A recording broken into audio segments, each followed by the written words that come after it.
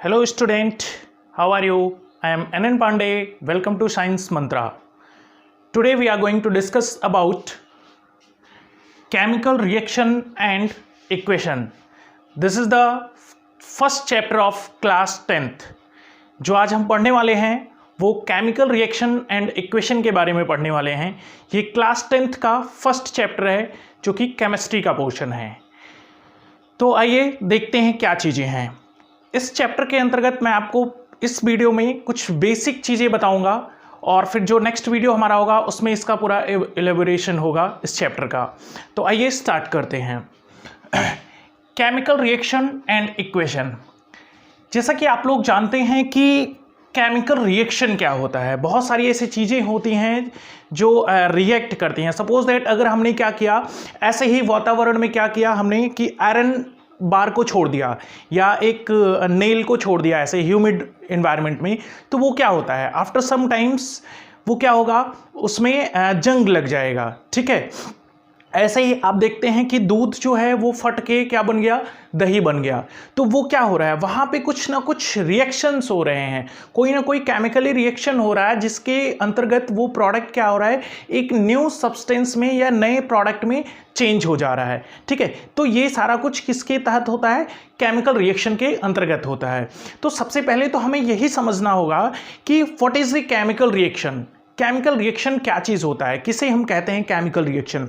तो अगर इसकी डेफिनेशन देखना हो तो हम देख सकते हैं, the transformation of chemical substance into a new chemical substance is called chemical reaction. Substance मैंने यहाँ पे शॉर्ट फॉर्म में लिखा है, आप चाहें तो पूरे कंप्लीट लिख सकते हैं, नहीं तो शॉर्ट फॉर्म में भी लिख सकते हैं।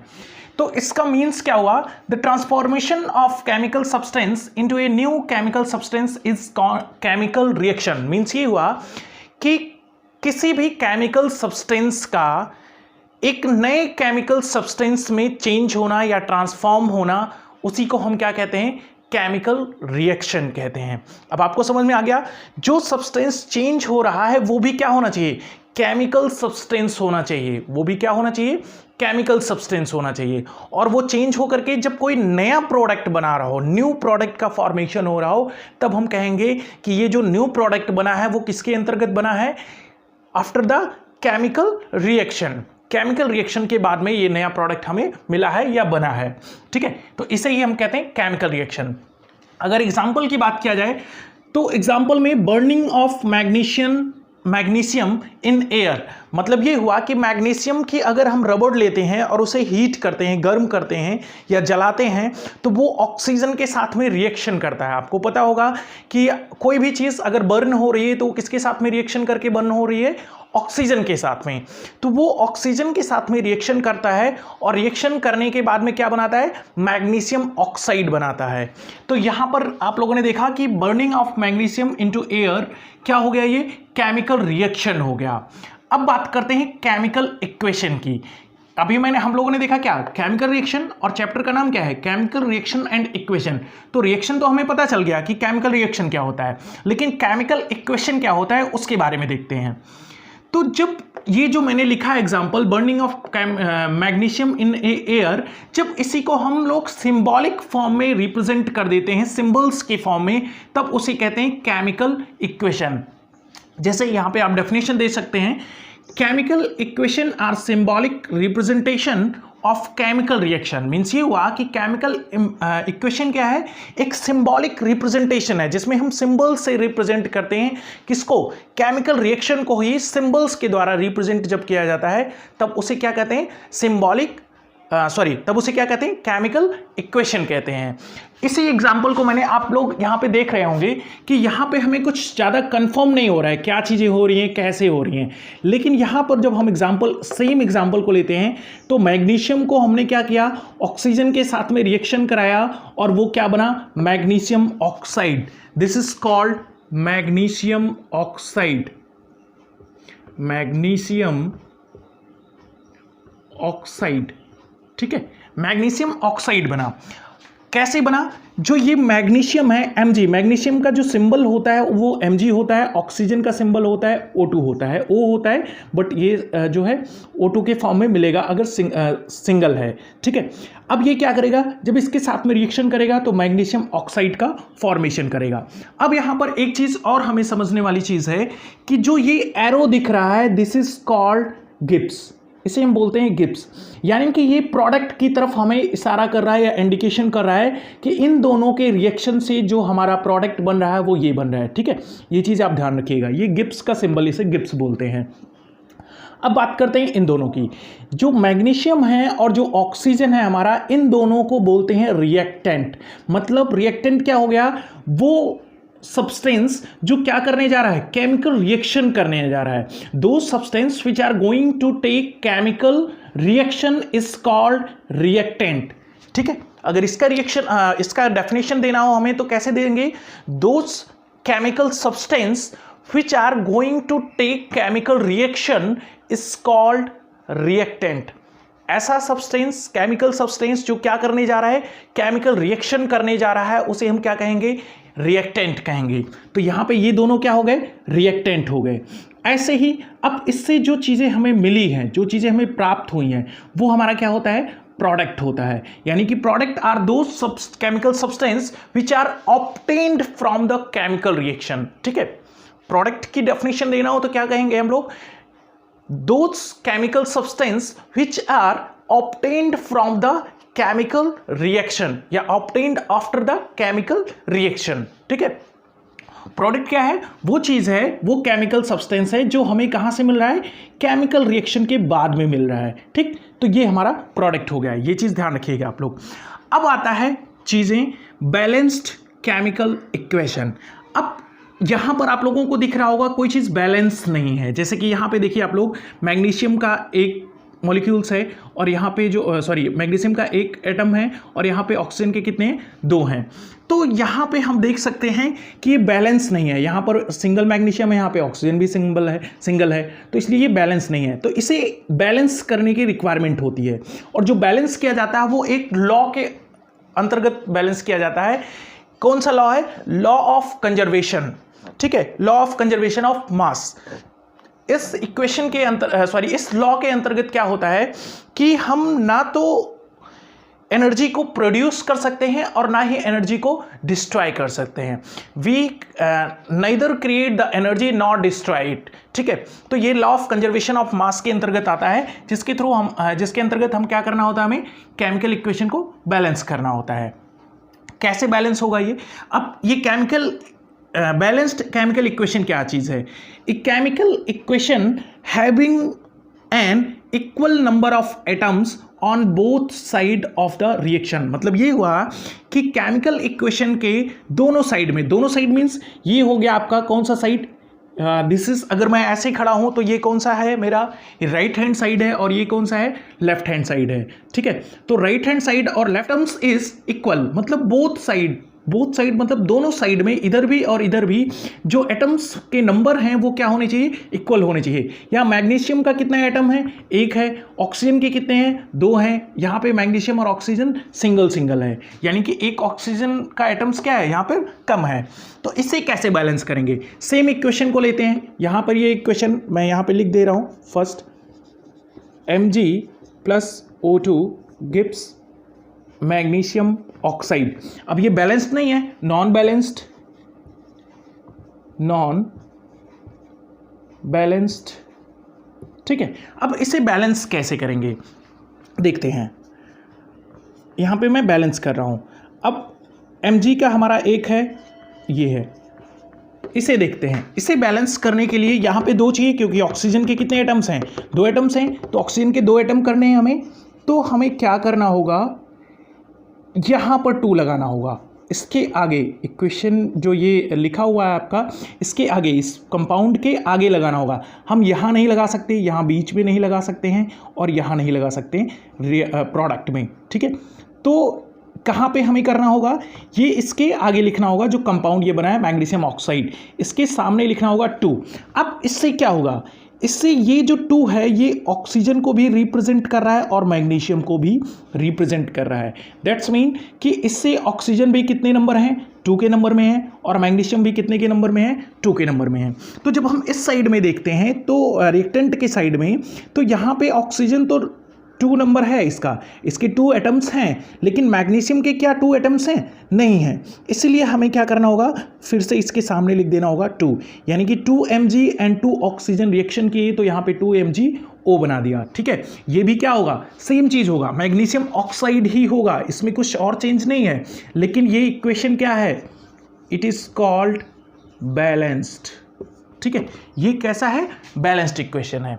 हम बैलेंसिंग देखेंगे कैसे करते हैं आगे, बट फर्दर यहाँ पे मैंने आपको थोड़ा सा उसका ओवरव्यू दिया है। ठीक है, तो आई होप आपको ये चीज़ें समझ में आ गई होंगी।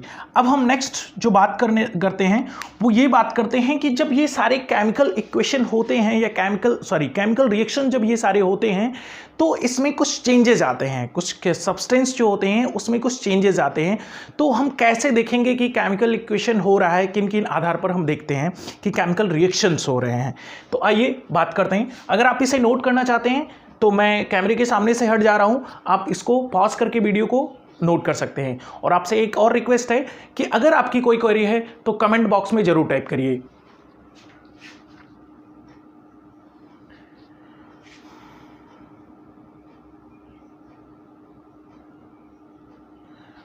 ओके, आई होप आपने इसको नोट कर लिया होगा। तो आइए हम बात करते हैं फिर कौन कौन सी चीज़ें होती हैं जो केमिकल रिएक्शन में एब्जॉर्ब की जाती हैं या चीज़ें होती हैं। ठीक है, मैं इसे इरेज कर दे रहा हूं।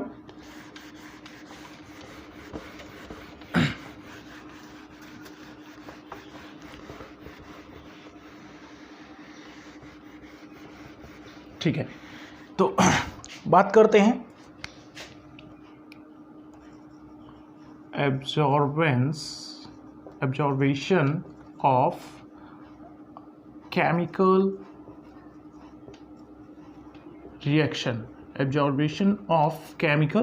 reaction, ठीक है, केमिकल रिएक्शन में कौन कौन सी चीज़ें एब्जॉर्बेशन में होती हैं या absorption of chemical reaction change कर सकते हैं या केमिकल चेंज कर सकते हैं। केमिकल चेंज कर देते हैं यहाँ पर, केमिकल चेंज, क्या क्या चीज़ें चेंज होती हैं। तो सबसे पहला जो चेंज होगा इसके अंतर्गत वो क्या होगा, किस चीज़ में चेंज हो सकता है। तो फर्स्ट जो चेंजिंग हो सकती है उसके स्टेट में चेंज हो सकता है, स्टेट उसका चेंज हो सकता है ना। जैसे मैंने आपको बात किया कि पहले क्या था, वो मैग्नीशियम था, फिर ऑक्सीजन के साथ में रिएक्शन किया तो क्या बना दिया, मैग्नीशियम ऑक्साइड बना दिया। ऐसे पहले मिल्क था, रिएक्शन हुआ तो क्या बन गया, कर्ड बन गया। ठीक है, तो उसके स्टेट में चेंज हो गया, यानी कि चेंज इन स्टेट। ठीक है, चेंज इन स्टेट। अब क्या कलर में भी चेंज होगा, जरूर होगा, उसके कलर में भी चेंज हो सकता है। तो चेंज इन कलर, उसके कलर में भी चेंज हो गया। ऐसे ही और क्या चीजें हो सकती हैं, और किस चीज में, टेम्परेचर में चेंज हो सकता है, चेंज इन टेम्परेचर, उसके टेम्परेचर में भी चेंज हो सकता है। और क्या हो सकता है, इवोल्यूशन ऑफ हीट,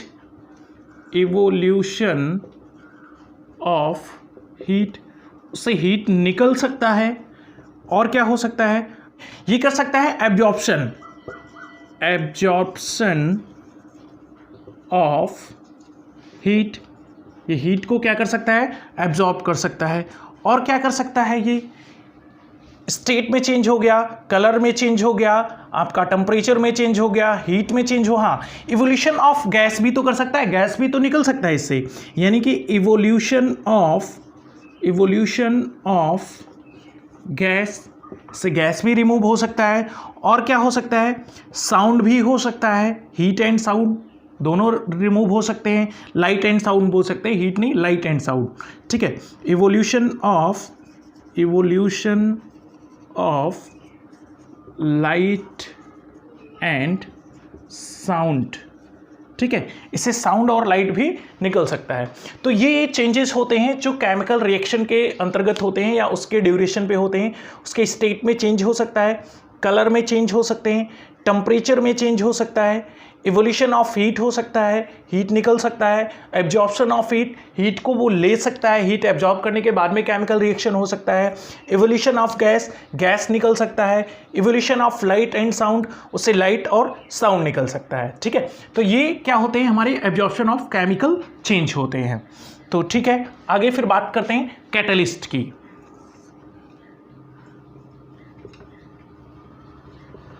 कैटलिस्ट, अब यहां पे चीज आता है कि कैटलिस्ट क्या होता है। तो कैटलिस्ट कोई भी चीज हो सकता है, कोई भी सब्सटेंस हो सकता है जो क्या कर रहा है, केमिकल रिएक्शन जब हो रहा है तो उसे उसके रेट को इंक्रीज कर रहा है। ठीक है, ये क्या करता है, इंक्रीज और डिक्रीज दोनों करता है, बट हमें क्लास 10th में केवल इंक्रीजमेंट देखना है कि कैसे इंक्रीज करता है। आगे फर्दर क्लासेस में हम उसके डिक्रीजमेंट भी देखेंगे कि कोई कैटलिस्ट किसी रिएक्शन को डिक्रीज भी कर सकता है। ठीक है, तो क्या कह सकते हैं हम कि कैटलिस्ट क्या हो सकता है, इस सब्सटेंस एंड एनी सब्सटेंस कर लेते हैं, एंड एनी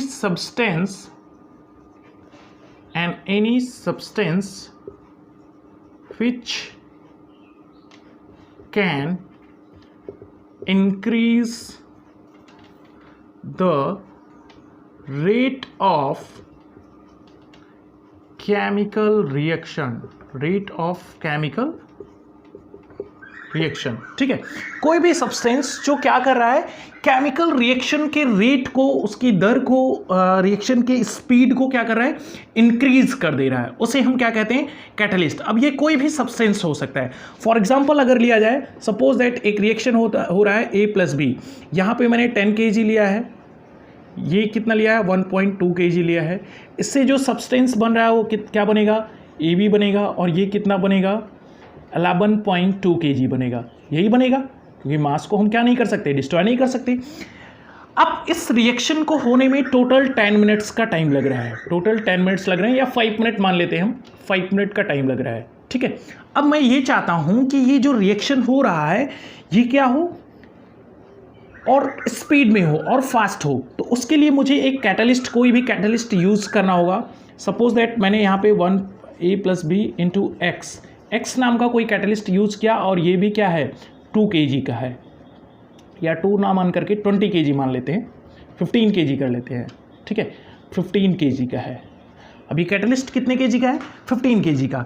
इसने क्या किया, जो रेट यहाँ पे लग रहा था, पहले 5 मिनट लग रहा था, अब X के आने की वजह से ये क्या हो गया, डिक्रीज होकर के 3 मिनट का टाइम लिया, यानी कि रेट ऑफ रिएक्शन क्या हुआ, इंक्रीज हो गया, और ये 3 मिनट के अंदर ही इस चीज़ को क्या किया, फॉर्मेशन कर दिया AB का। ठीक है, और बाद में फिर क्या हुआ, ये मुझे X जो है एज इट इज़ 15 kg मुझे बाद में रिएक्शन के बाद में मिल गया। ठीक है, मतलब इसका कोई यूज़ नहीं हुआ, जितना मैंने लगाया था उतना मुझे क्या हुआ, वापस से मिल गया। तो ये जो X है यहाँ पर, X क्या चीज़ है, कैटलिस्ट का काम कर रहा है, this is called catalyst.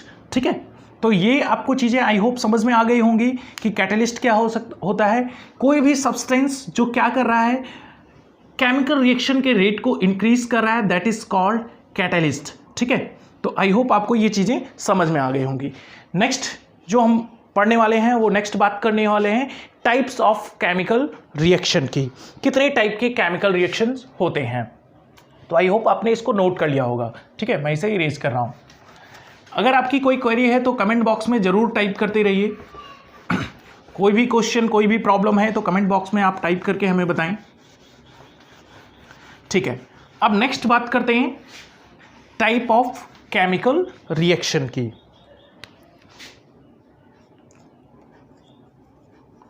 Types of chemical reaction. ठीक है, वैसे तो बहुत टाइप की केमिकल रिएक्शन होते हैं, बट बेसिकली हमें जो इसके अंतर्गत पढ़ना है क्लास 10th में, वो 4 टाइप की केमिकल रिएक्शन पढ़ने हैं। ठीक है, तो बेसिकली 4 टाइप की केमिकल रिएक्शन हम पढ़ेंगे इसमें। पहला जो हमारा केमिकल रिएक्शन है उसे हम बोलते हैं कॉम्बिनेशन। ठीक है, कॉम्बिनेशन रिएक्शन। अब कॉम्बिनेशन, जो वर्ड आपको दिख रहा है कॉम्बिनेशन का, कॉम्बिनेशन मीन्स क्या होता है, किसी चीज़, कोई ऐसी चीज़ होगी जो कंबाइन हो रही होगी, कोई ऐसी 2 चीज़ें होंगी जो क्या कर रही होंगी, कंबाइन हो रही होंगी, उसके बाद में जो रिएक्शन हो रहा है उनके कंबाइन होने से उसी को हम क्या कहेंगे, कॉम्बिनेशन रिएक्शन। फॉर एग्जांपल अगर यहाँ पे लिया जाए, सपोज दैट मेरे पास में A है प्लस में बी है। ये दोनों क्या है, रिएक्टेंट हैं और दोनों क्या हो रहे हैं, कंबाइन हो रहे हैं। कंबाइन होने के बाद में जो प्रोडक्ट बन रहा है वो क्या है, ए बी बन रहा है, ए बी कंपाउंड बन रहा है या ए बी प्रोडक्ट बन रहा है। ठीक है, तो ये कौन सा रिएक्शन होगा, कॉम्बिनेशन रिएक्शन। अगर इसकी डेफिनेशन देना हो हमें तो क्या दे सकते हैं, the reaction in which two are more substance combines to each other and formed a new substance or product। ठीक है, कोई भी दो सब्सटेंस जो क्या कर रहा हो, कंबाइन हो रहा हो और किसी नए सब्सटेंस का या नए प्रोडक्ट का फॉर्मेशन कर रहा हो तो उसे हम क्या कहेंगे, कॉम्बिनेशन रिएक्शन। मैंने एग्जांपल में आपको ऑलरेडी पहले ही बताया, क्या A + B गिव्स AB। ऐसे अगर बात करें किसी और कॉम्बिनेशन की, कार्बन प्लस ऑक्सीजन गिव्स क्या हो जाएगा, CO2। अब ये यहाँ पे क्या है, बैलेंस नहीं है, तो इसे बैलेंस करने के लिए हमें क्या करना होगा, यहाँ पे ये चीज़ लगाना होगा। ठीक है, अब यहाँ पे देखिए कार्बन के 2 मॉलिक्यूल्स हैं, कार्बन के 2 मॉलिक्यूल्स, ऑक्सीजन के 4 हैं, ऑक्सीजन के 4 मॉलिक्यूल्स हैं। ठीक है, तो ये बैलेंस हो गया। ठीक है, अब आपको समझ में आ गया होगा कॉम्बिनेशन रिएक्शन क्या होता है। ऐसे जो हमारा सेकेंड वन होता है, सेकेंड वन उसे हम बोलते हैं डीकम्पोजिशन, डीकम्पोजिशन रिएक्शन। ठीक है, डीकम्पोजिशन रिएक्शन क्या है, ऐसा रिएक्शन है जिसके अंतर्गत कोई भी कंपोजिशन क्या हो रहा है, ब्रेक डाउन हो रहा है, टूट रहा है और उससे कोई नया सब्सटेंस बन रहा है, तो उसे हम क्या कहेंगे, डीकम्पोजिशन कहेंगे। इसका अगर डेफिनेशन लिखना हो हमें तो कैसे लिखेंगे, the reaction in which a single reactant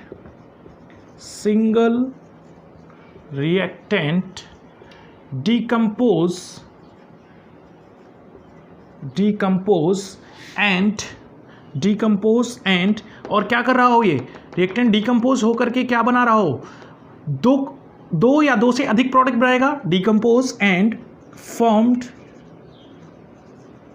2 or more product या सब्सटेंस, प्रोडक्ट और सब्सटेंस। कैसे, जैसे कि बात करें इसकी बात करते हैं AB। अब यहाँ से ब्रेक डाउन हुआ, डीकम्पोज हुआ।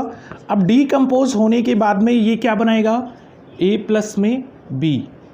एक सिंगल रिएक्टेंट था, कितना बनाया, एक से अधिक, 2 या 2 से अधिक, मतलब एक से अधिक बनाया, 2 प्रोडक्ट बनाया। ठीक है, तो इसे क्या कहेंगे हम लोग, डीकम्पोजिशन कहते हैं। क्या चीज़ कहते हैं, डीकम्पोजिशन रिएक्शन कहते हैं। ये चीज़ हो गया आपका AB गिव्स A+B। अगर इसी को हम देखें कि किस तरीके से होता है तो ये क्या होगा, CaCO3। ठीक है, कैल्शियम कार्बोनेट, ये ब्रेक डाउन होगा तो किस में ब्रेक डाउन होगा, CaO कैल्शियम ऑक्साइड प्लस में CO2 कार्बन डाइऑक्साइड, ये ब्रेक डाउन हो गया। तो इस टाइप की जो रिएक्शन होती है जिसमें एक सिंगल रिएक्टेंट क्या होगा, ब्रेक डाउन होगा, 2 या 2 से अधिक प्रोडक्ट में, उस रिएक्शन को हम क्या कहेंगे, डीकम्पोजिशन रिएक्शन कहते हैं। इस रिएक्शन को क्या कहेंगे, डीकम्पोजिशन रिएक्शन। ठीक है, अब हम लोग नेक्स्ट बात करते हैं थर्ड की। डिस्प्लेसमेंट रिएक्शन क्या है, क्या हुआ कि सपोज दैट डिस मतलब होता है किसी को हटाना और प्लेसमेंट मतलब उनके प्लेस से, किसी को उसके प्लेस से हटाना, दैट इज कॉल्ड डिस्प्लेसमेंट। जैसे कि सपोज दैट यहाँ पे कोई है और मैं यहाँ पे हूँ, मैंने इसे क्या किया, यहाँ से रिमूव कर दिया। ठीक है, यहाँ से हटा दिया, यानी कि उसके प्लेस से क्या किया, डिस्प्लेस कर दिया, दैट इज कॉल्ड डिस्प्लेसमेंट। लेकिन ये कब होगा, जब मैं ज़्यादा ताकतवर होऊंगा या मेरे अंदर ज़्यादा एनर्जी होगी उससे, तभी मैं उसे डिस्प्लेस कर पाऊंगा, नहीं तो मैं नहीं कर सकता। ऐसे ही जो ये डिस्प्लेसमेंट रिएक्शन होता है इसमें भी सेम होता है। ये रिएक्शन कब होगा, एक एलिमेंट दूसरे एलिमेंट को रिप्लेस करके एक कंपाउंड एक नया प्रोडक्ट बना देता है। लेकिन ये रिप्लेसमेंट कब होगा? जब वो एलिमेंट जिस एलिमेंट को रिप्लेस कर रहा है उससे ज़्यादा रिएक्टिव होगा, तभी ये क्या कर पाएगा? डिस्प्लेस कर पाएगा। यानी कि अगर हम बात करें इसका कि इसमें क्या चीज़ें हो सकती हैं, तो कैसे हम बात करेंगे? द टाइप ऑफ, अगर इसके डेफिनेशन की बात करें तो the type of reaction in which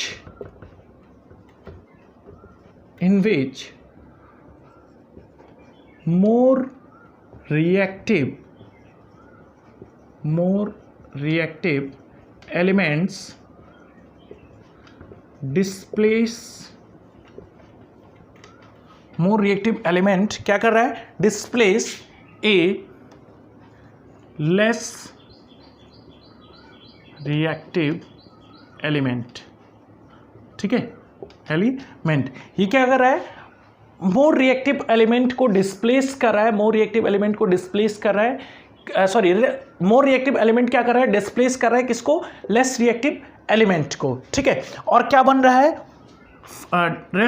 less reactive element from its compound, from its compound, इसकी कंपाउंड से डिस्प्लेस करेगा। ठीक है, ये चीज़ ध्यान रखिएगा।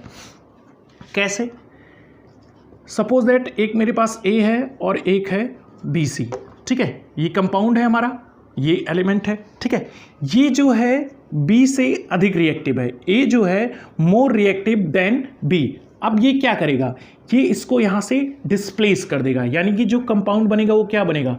ए सी प्लस बी। ठीक है, ए सी प्लस बी, इस टाइप का रिएक्शन होगा। यानी कि ए जो है मोर रिएक्टिव है किससे? बी से। तो ए ने इसको क्या किया? यहाँ से डिस्प्लेस कर दिया और खुद इसकी जगह पर आ गया, यानी कि कौन सा कंपाउंड बन गया? ए सी बन गया, और प्लस में क्या बना? बी बन गया। ऐसे ही अगर फर्दर बात करें तो जिंक। ठीक है, जिंक होता है और हमारा क्या चीज़ होता है? एक होता है हमारे पास फेरस सल्फेट, फेरस सल्फेट। ठीक है, अब यहाँ पे जो जिंक है ये मोर रिएक्टिव है किससे? फेरस से। आपका Fe से ज़्यादा रिएक्टिव है। ठीक है, जो आयरन है, आयरन से ज़्यादा रिएक्टिव कौन है? आपका जिंक है। तो ये क्या करेगा? इसे रिप्लेस कर देगा, यानी कि क्या बना देगा? ZnSO4 प्लस में Fe। ZnSO4 को क्या बोलते हैं? Zinc sulphate, zinc sulphate. ये क्या है? ये आयरन सल्फेट बोल सकते हैं हम इसे, आयरन सल्फेट। ठीक है, ये क्या है? हमारा जिंक है। ये दोनों प्रोडक्ट, ये दोनों रिएक्टेंट हो गए और ये क्या हो गया? प्रोडक्ट हो गया। तो इस टाइप के रिएक्शन को, जो इस टाइप से रिएक्शन होगा उसे हम क्या कहेंगे? Displacement reaction. आप देख रहे हैं मोर रिएक्टिव एलिमेंट क्या कर रहा है? लेस रिएक्टिव एलिमेंट को उसके कंपाउंड से क्या किया? डिस्प्लेस कर दिया और खुद आकर के इसकी जगह पर बैठ गया और क्या बना दिया? ZnSO4 और प्लस में Fe। ठीक है, नेक्स्ट जो हमारा लास्ट है उसे हम लोग बोलते हैं डबल डिस्प्लेसमेंट। डबल डिस्प्लेसमेंट मतलब इस टाइप से, यानी कि दोनों एक दूसरे का म्यूचुअल अंडरस्टैंडिंग से डिस्प्लेसमेंट होगा। ठीक है, म्यूचुअल डिस्प्लेसमेंट होगा। दो अगर होंगे तो दोनों आपस में क्या करेंगे? अपने प्लेस को एक्सचेंज कर लेंगे। ठीक है, जैसे आप लोग देखते होंगे ना, सुनते होंगे कि ये आईएएस का तबादला हो गया, सहारनपुर के आईएएस जो है वो बुलंदशहर चले गए और बुलंदशहर के आईएएस जो है वो सहारनपुर चले गए। ठीक है, तो ऐसे ही जो डिस्प्लेसमेंट होता है उसे हम क्या बोलते हैं? Double displacement reaction. इसे मैं इरेज करके आपको नेक्स्ट बता रहा हूँ। ठीक है, जो हमारा लास्ट है, जो 4th नंबर का है, उसे हम बोलते हैं डबल डिस्प्लेसमेंट रिएक्शन। यानी कि ऐसा रिएक्शन जो डबल डिस्प्लेसमेंट हो रहा, दो जगह पर वो डिस्प्लेसमेंट हो रहा, दो जगह पर डिस्प्लेसमेंट शो हो रहा हो। यानी कि इसका अगर डेफिनेशन देना हो तो the type of reactions in which mutual exchange of ion take place। ठीक है, इसमें क्या होता है? आयंस का म्यूचुअल एक्सचेंज होता है। आयंस के क्या होंगे? म्यूचुअल एक्सचेंज होंगे। अगर इनके एग्जाम्पल की बात किया जाए, जैसे सपोज दैट AB प्लस में CD, ठीक है, AB प्लस में CD है। अब यहाँ पे क्या हो रहा है? A जो है C की जगह आ जा रहा है और C जो कहा है A की जगह आ रहा है, तो क्या बनेगा कंपाउंड? AD प्लस में क्या चीज़ बन जाएगा? BC, ठीक है। ED प्लस में क्या बनेगा? BC, यही तो कंपाउंड बनेगा। C कहाँ आ गया? B के पास में आ गया और A जो है वो कहाँ चला गया? D के पास में। तो इस टाइप के रिएक्शन को हम क्या कहेंगे?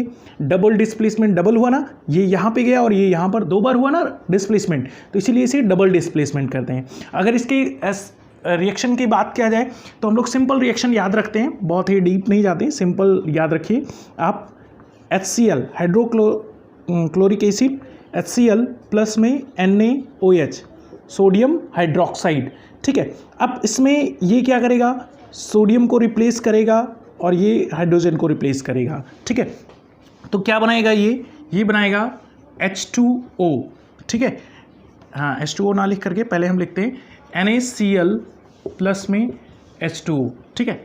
सोडियम क्लोराइड और क्या वाटर का फॉर्मेशन होता है, ठीक। तो ये क्या चीज़ें हैं? डबल डिस्प्लेसमेंट रिएक्शन है। तो आई होप आपको ये चीज़ें समझ में आई होंगी। मैं आपसे कहना चाहूँगा, अगर आपको वीडियो पसंद आ रहा है तो वीडियो को लाइक करिए, सब्सक्राइब करिए और बेल आइकन को जरूर प्रेस करिए, जिससे नए नए वीडियोस की नोटिफिकेशन आपको मिलती रहे। तो इसी चैप्टर का जो नेक्स्ट पोर्शन है वो मैं नेक्स्ट वीडियो में लेकर के आपके सामने फिर से प्रस्तुत होऊंगा। तब तक के लिए गुड बाय।